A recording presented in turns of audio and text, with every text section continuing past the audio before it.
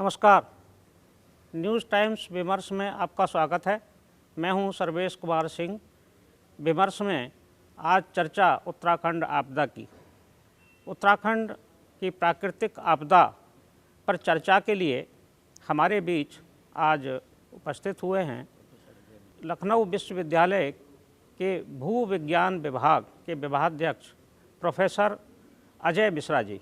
अजय मिश्रा जी, आपका इस चर्चा में स्वागत है। जी, बहुत बहुत धन्यवाद आपका, बहुत बहुत धन्यवाद। अजय मिश्रा जी से आज हम जानेंगे कि उत्तराखंड में जो ग्लेशियर का स्खलन हुआ है, ये ग्लेशियर टूटा है, इसके कारण क्या है। पहले एक नज़र उत्तराखंड की इस आपदा पर डालते हैं। उत्तराखंड में रविवार को चमोली जनपद में नंदा देवी पर्वत की तलहटी से एक बड़ा ग्लेशियर टूटकर ऋषि गंगा नदी में गिरा, जिसके कारण बाढ़ जैसी स्थिति उत्पन्न हुई। लगभग 150 लोगों के जान जाने की उसमें आशंका व्यक्त की जा रही है। हालांकि एनडीआरएफ और एसडीआरएफ ने, आईटीबीपी ने लगभग 25 लोगों की जान बचाई है। अभी तक 15 लोगों के शव मिले हैं। इस घटना का कारण क्या है, ये घटना इस समय क्यों हुई, इन सब विषयों पर अजय मिश्रा जी से जानते हैं। डॉक्टर साहब, ये तो समय ऐसा है कि सर्दी है और इस समय ये ग्लेशियर का पिघलना एक आश्चर्यजनक घटना है, तो आपको क्या लगता है कि क्यों घटित हुआ होगा? नहीं, देखिए, पहले आपको ये हम लोग समझ लें कि ये जो घटना घटी है ये नंदा देवी की पर्वत श्रृंखला में है। नंदा देवी को पहले से ही उत्तराखंड में बायो रिजर्व के नाम से जाना जाता है। इस पर्वत श्रृंखला के जो पास में नंदा देवी भारतवर्ष में सबसे ऊंची चोटी मानी जाती है। इस पर्वत श्रृंखला के चारों ओर करीब 8 ग्लेशियर्स हैं, जिसमें सबसे बड़ा ग्लेशियर जो है वहाँ है त्रिशूल जी।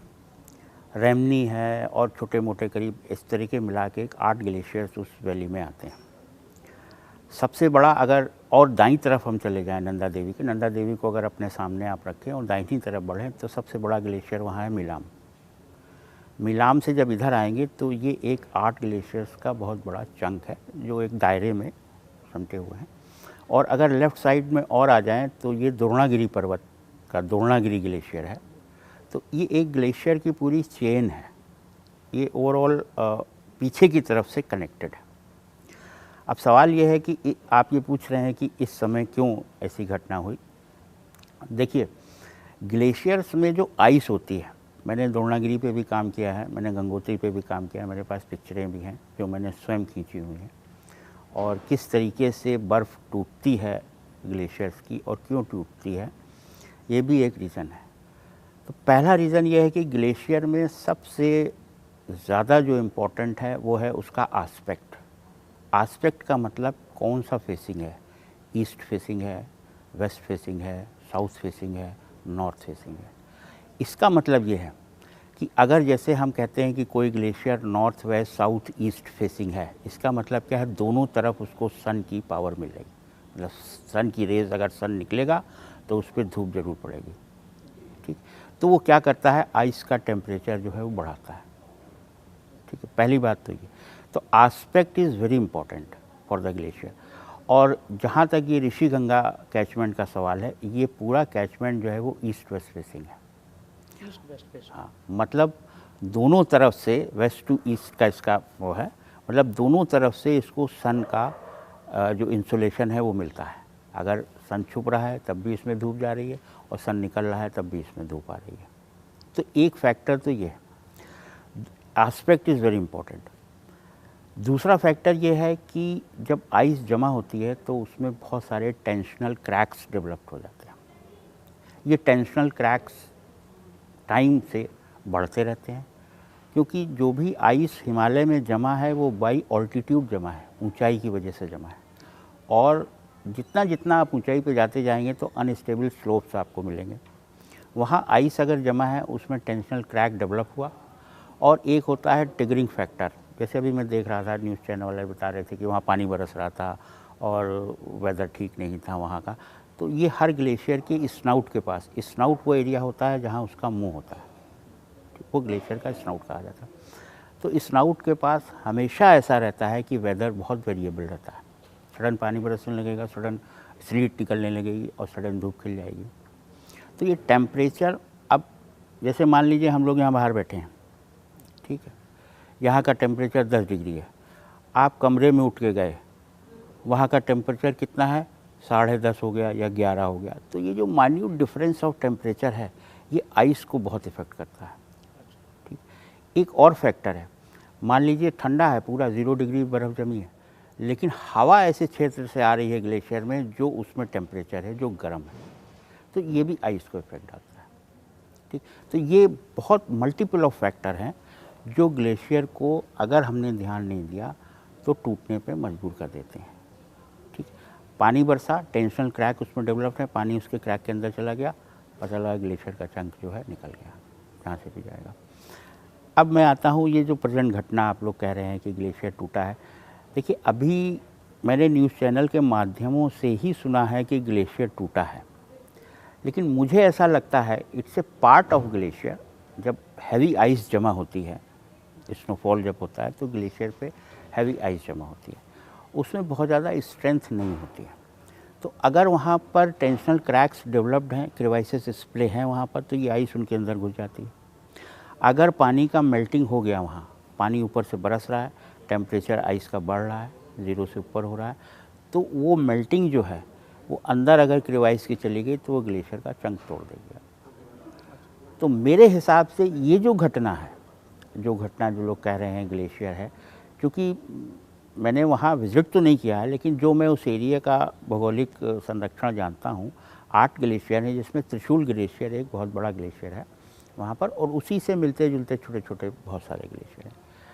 तो इट मे बी दैट कि एक टेंशनल क्रैक बहुत पहले से डेवलप रहा हो, ठीक है, और उसमें बरसात का पानी भरा हो या आइस मेल्टिंग से पानी भरा हो और टेम्परेचर किसी तरीके से बढ़ा हो, और वो एक हिस्सा टूट के ग्लेशियर का बह गया, उसने स्नो एवलांच कर दी। अब ग्लेशियर आइस में बहुत डेब्रीज होती हैं। अगर आप ग्लेशियर, अभी मैं दिखाऊंगा, मेरे पास तस्वीरें हैं स्नाउट की, आप देखेंगे कि खुद स्वयं देखेंगे कि कितना इसमें डेब्रीज होती हैं। तो अगर कोई भी आइस का चंक टूटेगा वहाँ से, तो उसमें लॉट ऑफ डेब्रीज होंगी, लॉट ऑफ सेडिमेंट होगा। तो वो सेडिमेंट ले आया, क्योंकि अनस्टेबल स्लोप था, तो जो पानी का एक, और आइस में पानी तो वॉल्यूम बहुत रहता है, तो वो पानी के साथ बह के डेब्री नीचे आ गई। और जहाँ तक मैं देख पा रहा हूँ, अभी मैंने जो न्यूज़ चैनल में देखा, एक बहुत बड़ा ऋषिगंगा में गॉर्ज है, बहुत नैरो वैली है। वो नैरो वैली होने की वजह से फ्लो बढ़ गया, पूरा चंक का चंक आपके, हालांकि जहाँ डैम जिसको बहाया है वो 23 किलोमीटर की दूरी पर है, हाँ एग्जैक्ट नहीं कह सकता, लेकिन ऐसे 20 से 23 किलोमीटर की दूर पर जो आप डैम बना रहे हैं, और पीछे उसके बहुत ही नैरो वैली है, और उसके ऊपर आप जिसकी बात कर रहे हैं कि नंदा देवी, उसके ऊपर 8 ग्लेशियर है, समझ रहे। तो ये सिचुएशन वहाँ पर है। इसी सिचुएशन में, क्योंकि आप जानते हैं कि क्लाइमेट चेंज जब होता है तो सबसे ज़्यादा इफ़ेक्ट होता है हमारे रेनफॉल पैटर्न पे। क्यों? क्योंकि रेनफॉल पैटर्न अगर आपका डिस्टर्ब हो गया तो जानिए आप हर चीज़ आपकी डिस्टर्ब है। तो जो हमारा, जो हम लोग भूगोल में 8वीं क्लास में पढ़ते हैं कि हाइड्रोलॉजिकल साइकिल मेंटेन हो, कि पानी उड़ा, वाष्प बना, बादल बना, पानी बरसा, नदियाँ बहीं, इसमें जमा हुआ, उसमें जमा हुआ, अगर ये डिस्टर्ब हो रहा है तो आप सोचिए क्लाइमेट चेंज हो रहा है, जो हम लोग देख रहे हैं।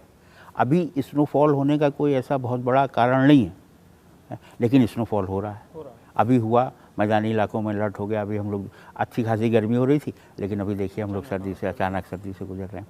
तो ये जो क्लाइमेटिक शिफ्ट है, ये पहाड़ों पे बहुत से जो सन का इंसोलेशन है, जब हम ग्लेशियर के पैरामीटर्स नापते हैं तो एक तो क्लाइमेटिक पैरामीटर होते हैं, एक उस वैली के माइक्रो क्लाइमेटिक पैरामीटर्स होते हैं।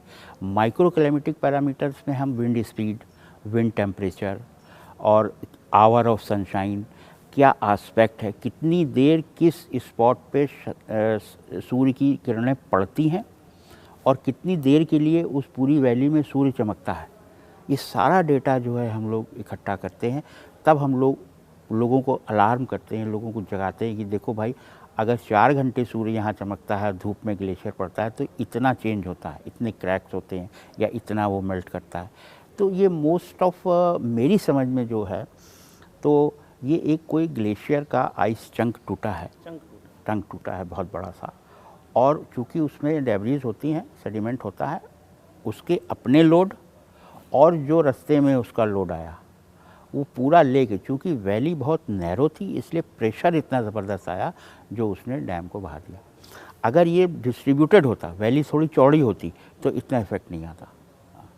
ये मेरी समझ में अभी जो मैं कह सकता हूँ। हालांकि आपको परफेक्ट स्टडी तो जब भी मिलेगी जैसे सैटेलाइट पिक्चर्स हम देखें कि भाई पर्टिकुलरली कौन सा ग्लेशियर टूटा है, क्योंकि वहाँ पर नंबर ऑफ ग्लेशियर्स हैं, छोटे बड़े सभी हैं, जिसमें हमने जैसे बताया त्रिशूल जो है वो सबसे बड़ा ग्लेशियर है वहाँ का। तो ग्लेशियर की मॉनिटरिंग भी करते रहते हैं लोग। हमारे भारत सरकार ने भी, मैंने जैसे गंगोत्री पे काम किया, द्रोणागिरी पे काम किया, तो हम लोग यही देखते हैं कि गर्मी में कितना पीछे जाता है, कितना आगे आता है ग्लेशियर, इसका एक्यूमुलेशन जोन क्या है, कितना स्नो इसमें गिरता है, कितना जमा होता है। तो मेरे समझ में अभी जो मेरे हिसाब से ये आ रहा है कि टेंशनल क्रैक्स होते हैं नो डाउट आइस में, और वो टेंशनल क्रैक्स में या तो प्रेसिपिटेशन का पानी उसमें गया या मेल्टिंग का पानी उसमें बढ़ा, और अनस्टेबल स्लोप के कारण वो पूरा आइस का चंक टूट के आया वैली में। वैली नैरो थी, जितना उसमें सेडिमेंट था वो, और जो वैली का सेडिमेंट था वो, प्रेशर उसमें इतना डेवलप हो गया नैरोनेस की वजह से। चौड़ा होता तो डिस्ट्रीब्यूट हो जाता, लेकिन वो इतना गॉर्ज वहाँ बना हुआ है तो उसने डैम को प्रोफेसर साहब, ये जो खतरा है, क्या ये बढ़ रहा है? इसकी कुछ हिस्ट्री बताइए कि पहले भी इस तरह से ग्लेशियर टूटते रहे हैं, और कब कब इस तरह के ग्लेशियर टूटने की घटनाएं हुई हैं? 1980 से के ऑनवर्ड अगर हम बढ़ते हैं तो बहुत सी स्टडीज़ ऐसी हो चुकी हैं कि लोग कहते हैं कि ग्लोबल वार्मिंग हो रही है। नो डाउट टेम्परेचर अर्थ का बढ़ रहा है।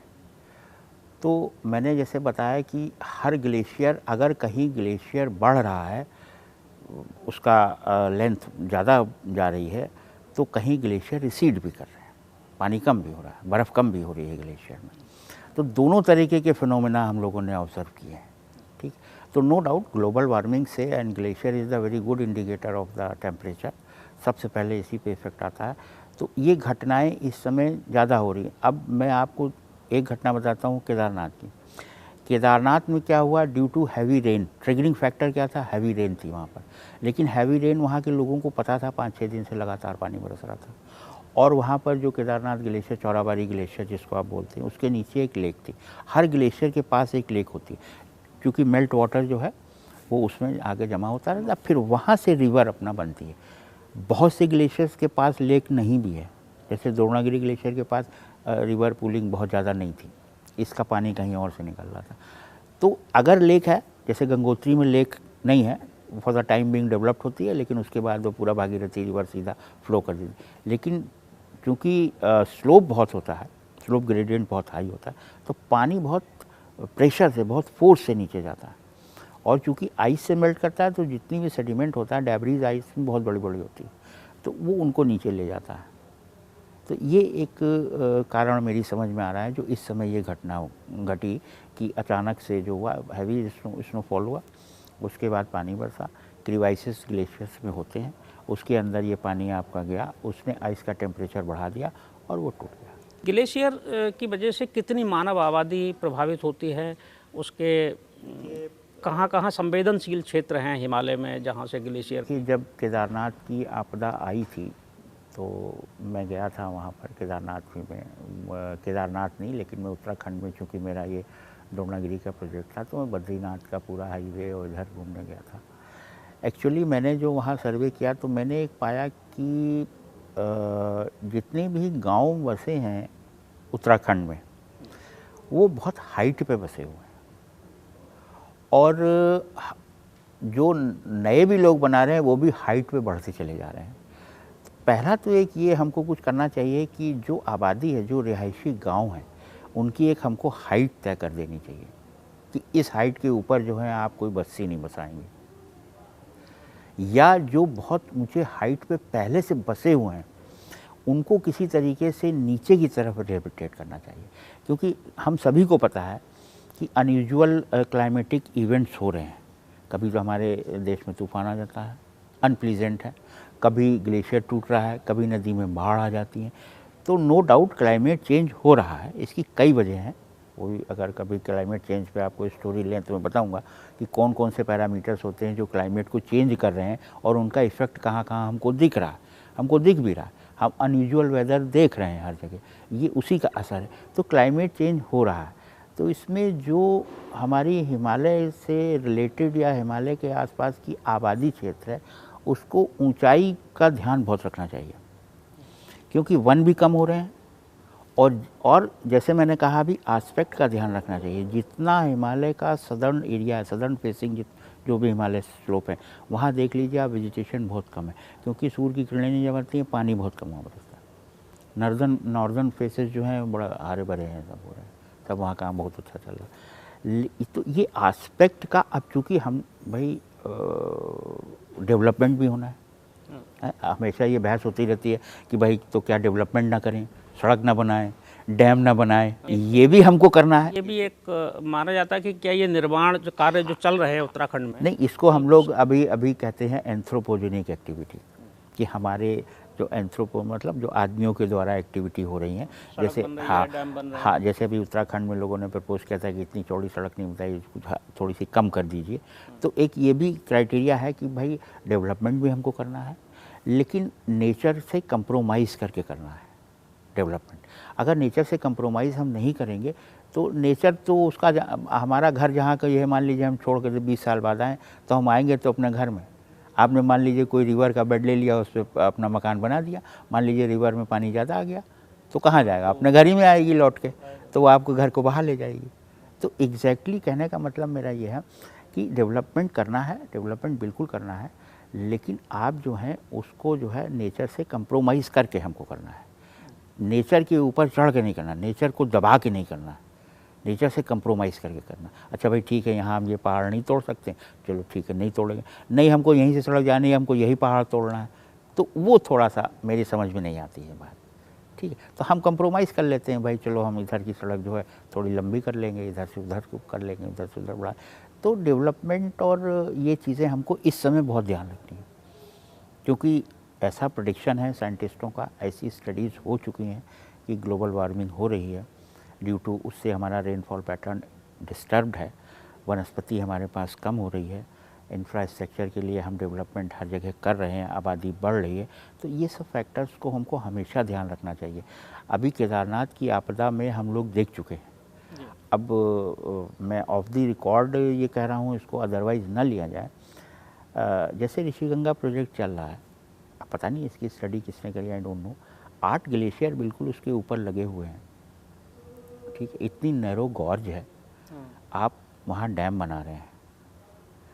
इतना नैरो गॉर्ज में अगर पानी भरेगा, झील बनेगी डैम के पीछे, अब पता नहीं उसका तो 8 ग्लेशियर का आ सकता है पानी वहाँ।